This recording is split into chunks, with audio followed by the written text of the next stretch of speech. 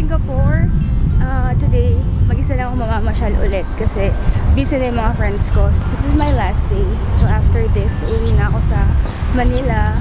Hahanapin ko si Marlayon nung mag-isa.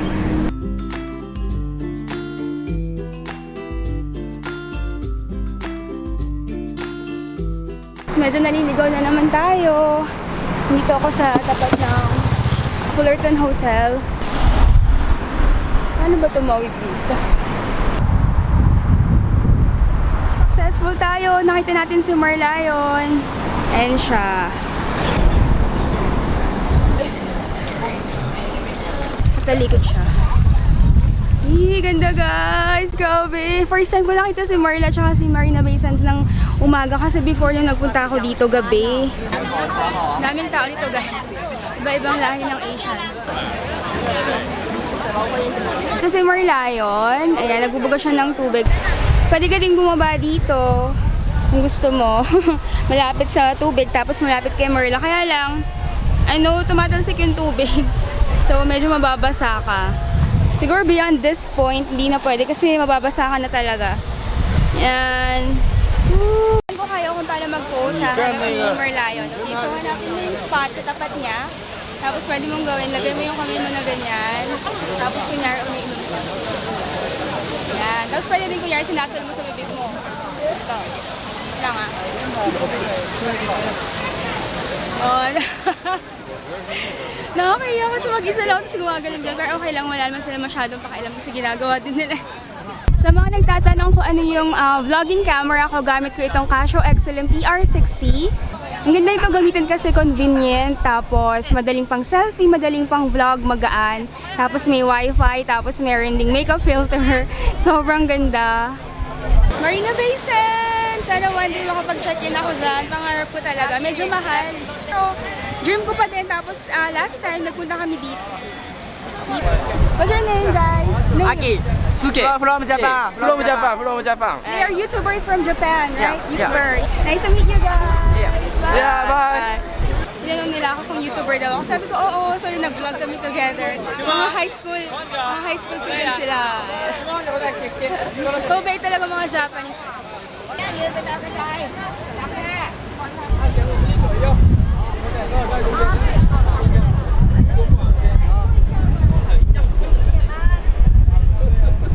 Ito yung outfit ko ngayon. Meron akong tube top sa loob, tapos ito parang knitted skirt, plaid ba tawag ito or tartan? Tartan skirt. Tapos naka-Vans ako na sneakers. Ayan, para comfy. Ganda sa Singapore, no? Ang linis. 10:05 AM na. Ngayon, babalik ako sa MRT sa tapat ng Fullerton Hotel. Tatawid. Pwede tumawid. 15 seconds.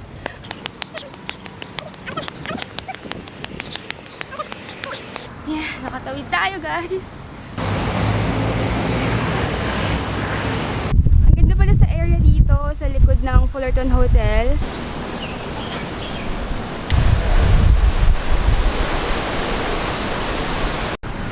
May meeting sila. Anong atan, guys? Anong chismis today? Tapos may kalabaw. Yung water, hindi masyadong malinis, pero hindi mabaho. Yun ang importante.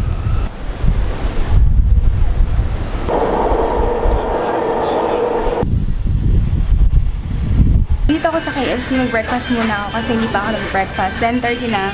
So, ito yung order ko, Milo. Tapos, ito yung laman ng burger. Okay. So, may ham, egg, tomato. Okay. Medyo malayo sa itsura sa picture. Hash brown. And sobrang hilig ng mga tao sa Milo dito. Walang tissue, as in walang tissue. So, sa Philippines, diba sanay tayo, kuha tayo ng makapal. Dito, wala. So, kailangan mo magbaon talaga. Dito na ako sa Bugis Market. And guys, kung papansin nyo, all throughout ng mga vlogs ko, sobrang pangat ulit ng balat ko. Parang ang dami niyang patches, tapos meron pa akong malaking taglaw dito. Kasi, talaga, puyat, sobrang nakaka-apekto talaga sa skin. Kasi parang 2 weeks na akong 2 hours, 3 hours yung tulog, kaya ganun, parang sobrang pangit talaga ng skin ko. So, kung may time ka, kung may chance kayo matulog lang kayo and drink lots of water.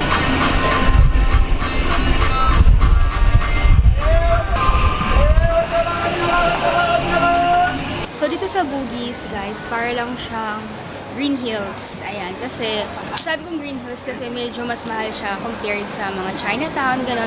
Chinatown siguro parang, ano bang China? Yung mga Changi. Yung mga mas murang version kasi Green Hills diba medyo mahal. So, ayan, kung ano yung mga nakikita mo dito, may mga souvenir, keychain, t-shirt, damit, kung ano yung mga souvenir items, meron ding mga damit, at sabi na pagkain. So, para tayo nasa Green Hills. 条河认识都动过，那些条就是它的花园点。 So, wala akong masyadong magustuhan kasi alam niyo kung bakit. Kasi yung mga nakikita ko, para makikita mo din naman sa Divisoria, sa St. Francis Square, walang masyadong special. Bukod sa mga keychain, sa mga mugs, sa mga t-shirt na dito mo lang talaga mabibili sa Singapore. Yung mga ganito, ayan, meron naman sa Pilipinas. Skip na yung mga ganito. Pati yung mga damit. Yung mga damit dito, alam niyo yung mga parang namibenta din sa Changi. Pero syempre mas mahal dito. So wag niyo kayo masyadong mamili dito nun kasi hindi din siya mura.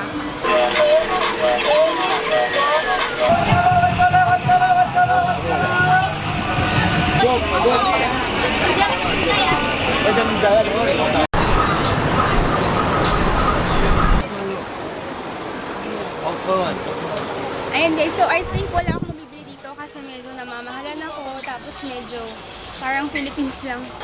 11:15 na.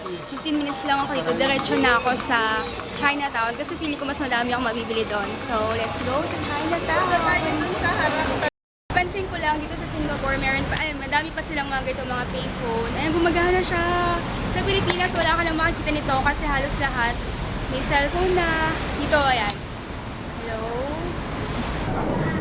Medyo naliligaw ako ngayon kasi nasa Bugis ako.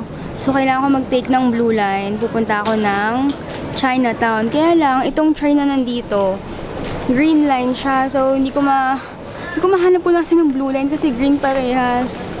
Nahanap ko na guys. So, kailangan pala kumaliwa ako. Ang ginawa ko kasi bumaba ako ng escalator. Dapat pala kakaliwa. So, andito na ako. Ayan. Grabe yung lasa ng milk tea. Lasang bulaklak na lasang pabango. 我们今年很会打。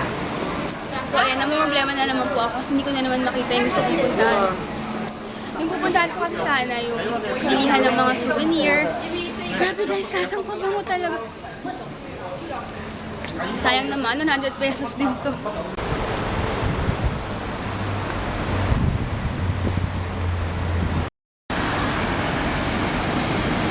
Welcome to Chinatown. Nahanap ko na guys. Yun na yung bilihan ng mga souvenir. Yay!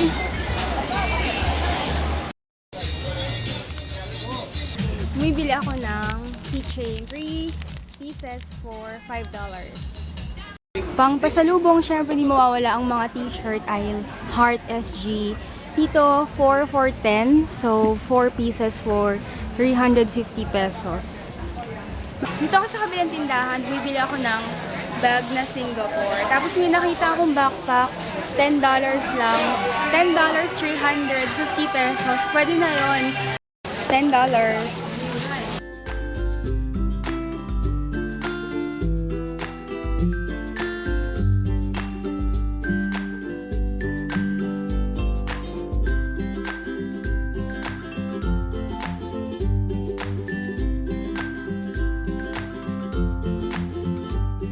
May mga sale dito, $10, $20. Kaya lang ito, $10, so mga 350 pesos. Yung ganitong jacket gusto ko, kaya lang hindi siya naka-sale. Ang presyo niya ay $60.